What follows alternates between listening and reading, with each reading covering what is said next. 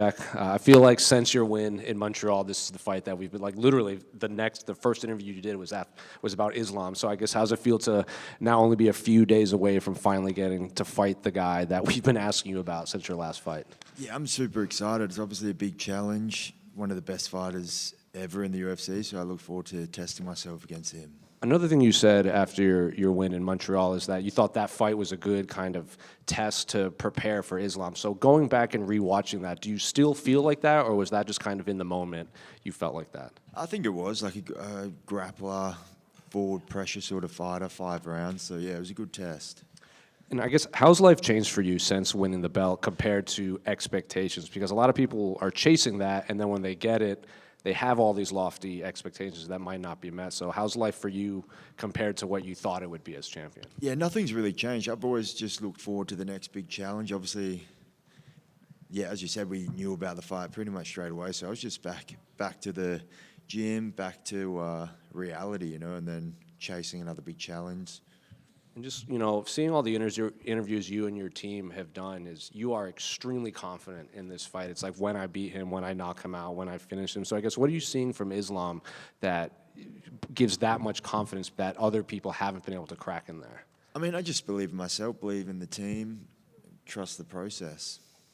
And a lot of Islam's past opponents, we always ask them oh, how do you stop the takedown? How do you stop the takedown? And it seems like you and your team are very much like, well, we might get taken down, but we can get it back up very quickly. Maybe Islam's other opponents are more worried about the takedown and not getting back up. Do you agree with that kind of assessment? For sure. Going in there 5 rounds of Islam, you got to expect to at least hit the ground at some point. He's battle tested. He's been in there against some of the best guys, so expect to hit the ground, but that's what you can do with that. Obviously, perfect world, we keep him away, not be able to hit the ground. But yeah, we expect a full mixed martial arts battle. We've also heard that narrative that Islam kind of slows down in the later rounds. Do you think that's kind of a fair assessment, given he did finish Dustin late in the fight and he did go 5 rounds with Volkanovski? Yeah, for sure. I mean, everyone sort of slows down in 5 rounds, so yeah, we'll trust the game and we'll slow him down. When do we get the just keep pinging the cunt shirts? They're out. Yeah. Can we get them in America, though? Yeah, I'm sure you can. Appreciate you.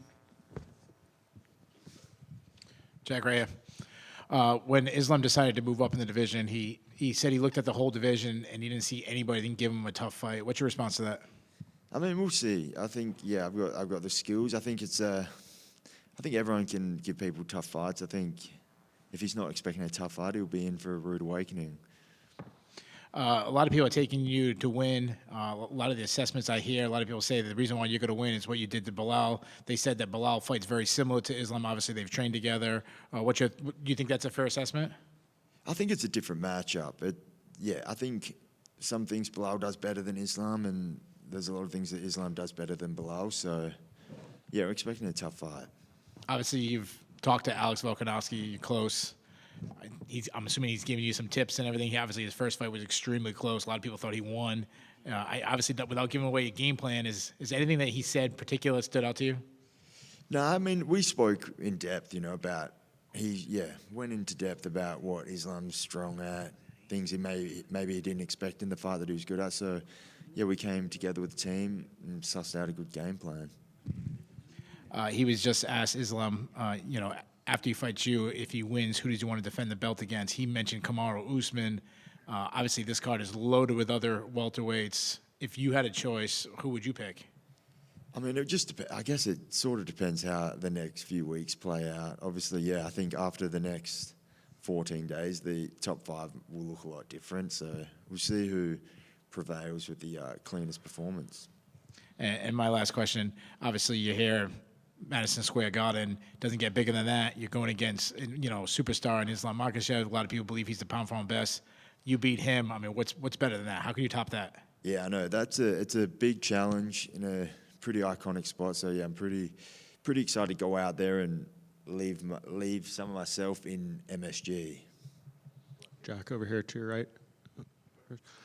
You faced off with Islam the other day. What did you just make of his size and how he's added the weight for welterweight?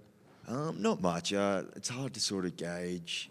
We're on top of a building. I was pretty freaked out about that, so it's hard to sort of gauge too much. Are you afraid of heights? A little bit. A lot made with Islam coming in here, you know, his shot for history, 2 belts, Anderson Silva's winning streak and everything. Today is the 32-year anniversary of UFC 1. For you, I'm sure you want to be one of the all-time greats as well. How important is winning this fight into what you want to make your career into?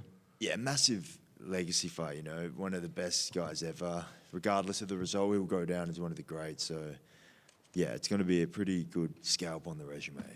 And I get the sense you don't care what anyone outside of your camp and yourself thinks and their opinions on this fight, but you're the betting underdog. But a lot of the fighters, you know, today at Media Day and interviews are picking you to win this fight. What do you think the fighters are seeing about you that maybe the fans or the people betting are missing?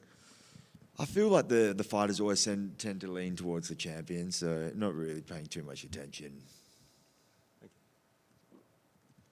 Jack, way in the back. I wanted to ask you about the statement where you had said that you were coming for his pound-for-pound spot. Obviously, there's so much on the line in this fight, the championship belt, the name, the pound-for-pound spot, all that stuff. But, like, where do you rank all these different things? Like, what do you want the most out of this victory?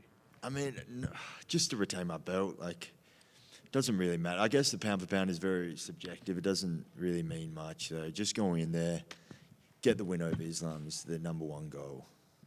And for you, the 2 blemishes that you have on your record, they were the first 2 pro fights. I feel like a lot of people, it'd be easy to give up back then and kind of say, maybe I'm not a fighter, et cetera, et cetera. But look where you're at now. So I guess how proud are you of the fact that you stayed consistent, you kept fighting after that tough, rough start to your career? Yeah, it was sort of a no-brainer. I still loved training, still wanted to compete more. So, yeah, I guess there was a lot riding on that 3rd fight. Maybe if that had have gone different, it would be a different story. But, yeah, just sort of still loved the sport, trusted the team, so just stuck at it. And last question, obviously, like you said, you are the betting underdog, but there's a hell of a lot of people who expect you to win this fight.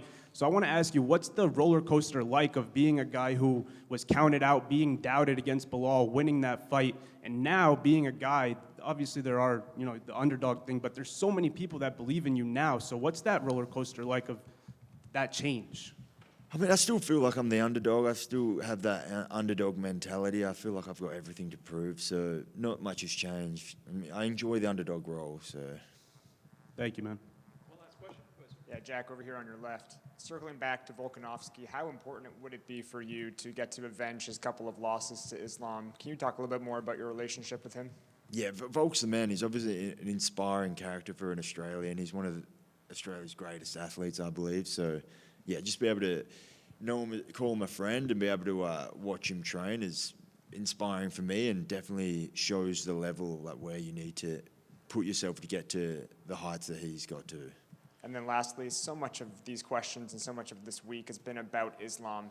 Have you appreciated that? Is that nice for you that some of the spotlight is maybe taken off of you in your first defense and he kind of has more of the pressure going into Saturday night? Yeah, I like that. That's good.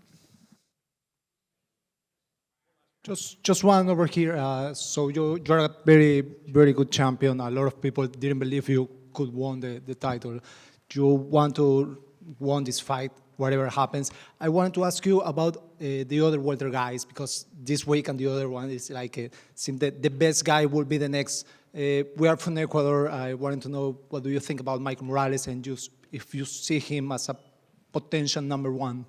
Yeah, for sure. He's a big, strong, powerful guy, so you got to respect that. And yeah, I expect him to definitely be. Yeah, it'll be an interesting fight, him and Brady. It's an interesting one. We'll see what happens. Thank you so much.